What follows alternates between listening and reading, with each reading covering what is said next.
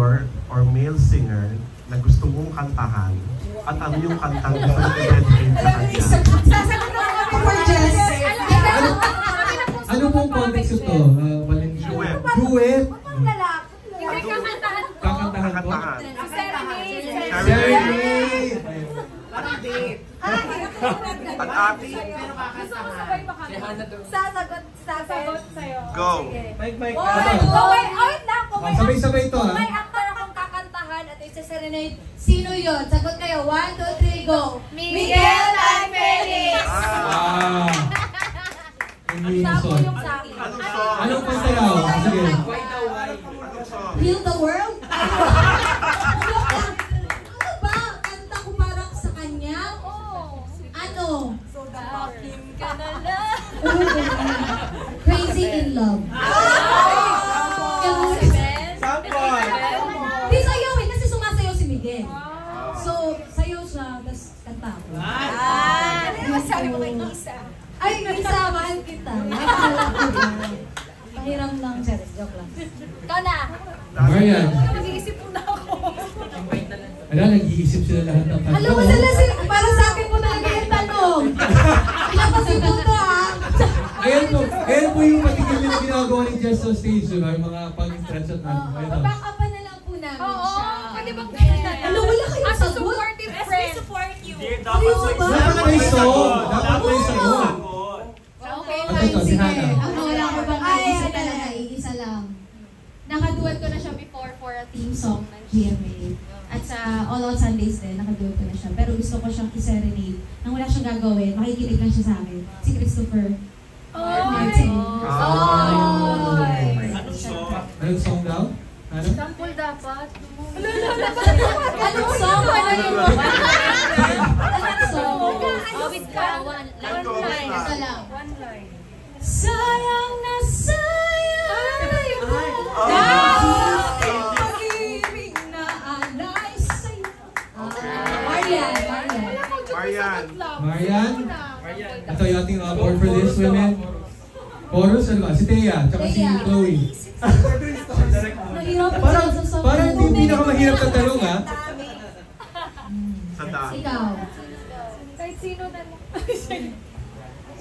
Si Alden na lang. Ayan. Si Alden. One song for us. One line. Love song. Anong kakantahin mo kay Alden? Oh, Crazy in Love. Ano yung Crazy in Love sa Crazy in akin. Love. Love on top sa akin. Wow. Baby, it's you!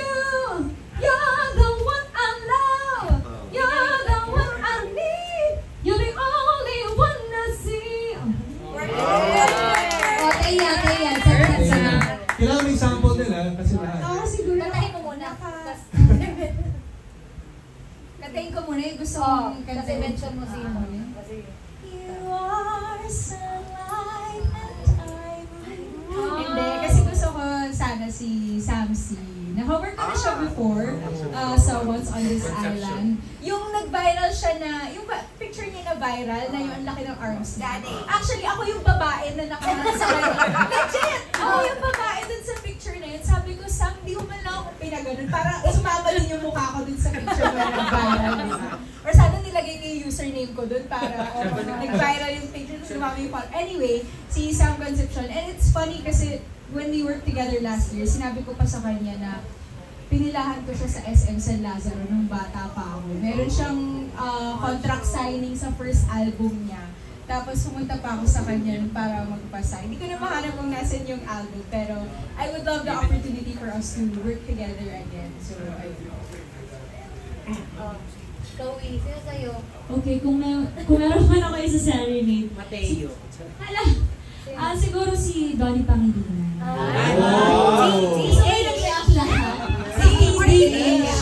Yes.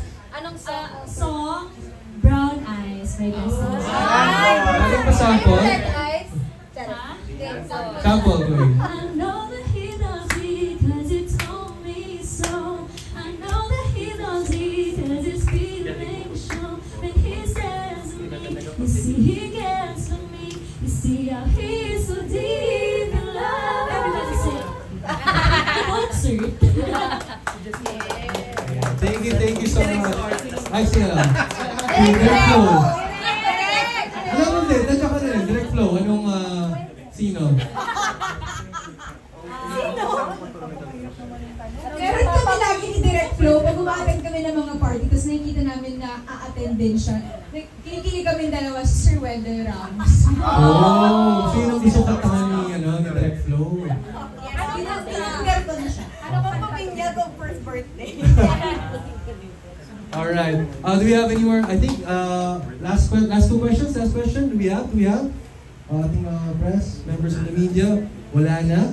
That being said, syempre, can we please ask everyone to invite one by one? Can we start, of course, with our lovely versus muna tayo? Hannah? Naas na kayo nito before, mataas, baka nag-iba yung mga sagot nyo. Ay yung greatest influence nyo sa music. Dami. Yung number one.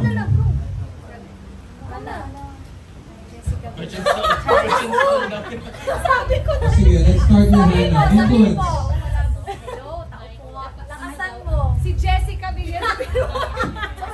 Isa ang influensya. Maliban kay Jessica. Sabay na tayo. Hindi, ito lang. Hello? Hello? Tao po. Ayan, okay. Ito lang ang weird sa akin kasi growing up, yung mama ko, hindi niya ako hinahayaang isang artist lang ang pinapakinggan ko. Isa lang ang gusto kong ma-achieve na style. Iba-iba ang binibigay niya sa akin. Pero sa naaalala ko, ang pinaka gusto ko talagang artist, singer, is si Whitney Houston. Yun talaga ang inaral ko talaga na maging buo yung boses ko para lang makanta ko yung mga songs niya. Alam ko ba Pussycat Dolls? Isa din eh. Hindi, pero yun talaga, isa sa mga diva is si Whitney Houston. Ayan. Ako naman po, actually, lahat na nga siguro ng mga bilitera ng artist, Whitney Houston, Celine Dion, kung sa OPM artist naman, syempre si Ate Reg, Ate Regine, si Miss Lani, ayun, parang, mga techniques nila, kumbaga, parang nagagaya ko yun nung bata pa ako. So, hanggang ngayon, parang na-apply ko pa rin yung mga technique ng ating mga divas, like Miss Reg, Miss Lani. So, sino pa ba? Si Beyonce, syempre. Jennifer Hudson. Yun lang naman po. Jess? Ako naman po, pag nung kabataan ko kasi, si Dion talaga ages yung pinaaral sa akin ng papa ko. But when you, yung lumalaki ka na, madami na yung experience mo sa pagkanta, parang nag-iiba yung gusto mong style. So pag may narinig ka ng ibang singer na parang gusto ko yung atake niya, gusto ko yung style niya. So, naging Regine din, Miss Lani. So ako, wala akong specific eh. Parang minsan din kasi sa kanta na gusto ko din kantahin. So, yun po yun sa akin. Kaya? Ako, I guess, kasi isa sa pinaka-formative memories ko when it comes to music is nung binilan ako ng mom ko ng DVD ng Annie the Musical. So, I would say si Miss Lea Salonga talaga yung parang isa sa look up to ko when I was younger. And I think she really inspired me to take the track that I'm moving forward into now. So yes, I guess Miss Lea. And also, naalala ko din si Miss Sarah Geronimo talaga. Kasi pag nakikita ko siya na nagsising and dance noon, parang grabe, sobrang nakikisabay ako na kunwari, nagko-concert din ako sa loob ng bedroom namin, gano'n. So, ayun, those two. Chloe? Ako naman, I grew up with sa music ni Sarah Geronimo. Kasi yung parents ko, fan talaga sila ni Sarah G. So, ever since, dun talaga ako lumaki sa music ni Sarah Geronimo. At naalala ko pa yung kwento ni Mommy na after ko daw maligo ng 2 years old ako, para tumutong daw ako sa lamesa habang nagpe-play yung music, mga songs ni Sarah G. Sinasabayan ko yung song as if I'm performing. Sample na 2 years old. So bukod po kay Miss Sarah G, greatest influence ko rin po sa music ay si Kapitan, si Miss Regine Velasquez, or si Thank you natin ang presence. ay, hindi daw makinig. Si Oo. Ate Katina Velar. Yeah. Ang laki po na influensya talaga. Yes. Oo, kasama pala siya. Kasama Oo. yan. May space ko po dito sa... Suklay diva pa lang yan.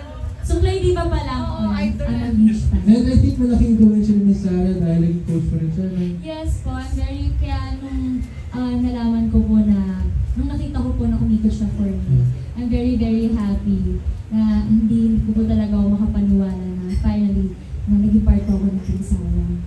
Sige ko lang, ano yung best advice or sinabi sa iyo ni Sarah as a coach for the benefit of our members in ng Press Media?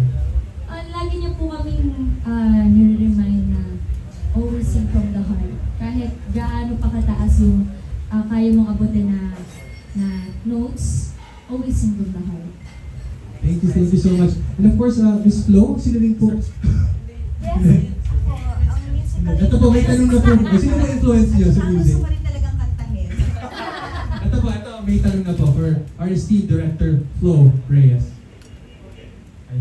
Congratulations for no. And I just want to say na talaga